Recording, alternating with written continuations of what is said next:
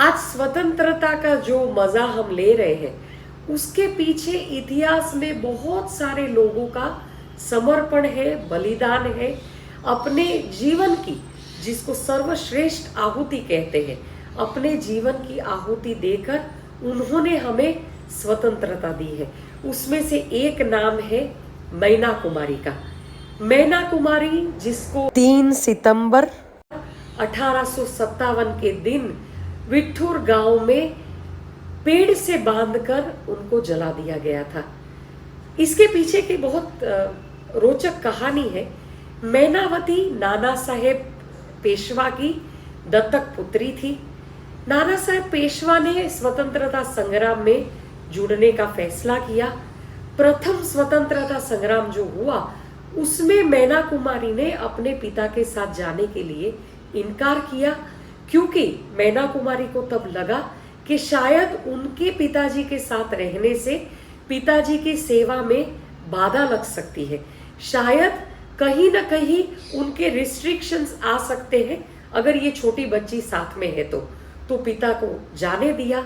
स्वतंत्रता संग्राम में जुड़ने के कारण बाद में ब्रिटिशर्स ने नाना साहेब पेशवा के लिए इनाम घोषित किया। जो भी पकड़ कर लाएगा नाना साहेब पेशवा को, उनको मुंह मांगा इनाम दिया जाएगा।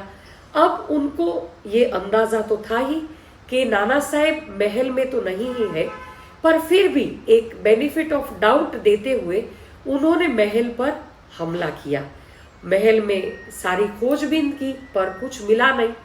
तब उनको मैना कुमारी मिली। अब जैसे ही मैना कुमारी को लगा कि वो सैनिक के हाथों में पकड़ी जाएगी, वैसे ही उन्होंने अपने थोड़े से सेनापतियों के साथ गुप्त मार्ग में प्रवेश कर लिया और वो वहां से भाग निकली।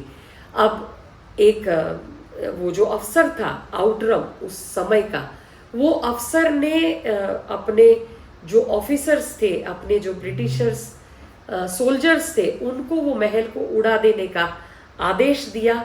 आदेश के अनुसार वो महल को उड़ा दिया गया। महल में से कुछ मिला नहीं। उन्होंने ऐसा नाटक किया कि सारे ब्रिटिशर्स आर्मी वहां से चली गई है, पर आदेश के अनुसार आउटरम ने 2 ऑफिसर्स को, 2 सैनिक को वहां पे छुप कर रहने के लिए कहा था, जो वहां पर ही थे। रात के समय जब अपने सैनिकों के साथ, सिपाहियों के साथ मैना कुमारी बाहर निकली, तब ये 2 सैनिकों ने उनको पकड़ लिया और पकड़कर उनको आउटरम के सामने पेश किया गया। जब आउटरम ने मैना कुमारी से बात की, मैना कुमारी की उम्र 13 साल की थी, बहुत धमकाया, बहुत तरीके से उनको टॉर्चर किया कि वो पता बताए कि नाना साहेब पेशवा कहाँ है, पर बच्ची ने टस से मस नहीं की। धमकी भी दी कि तुमको जला देंगे।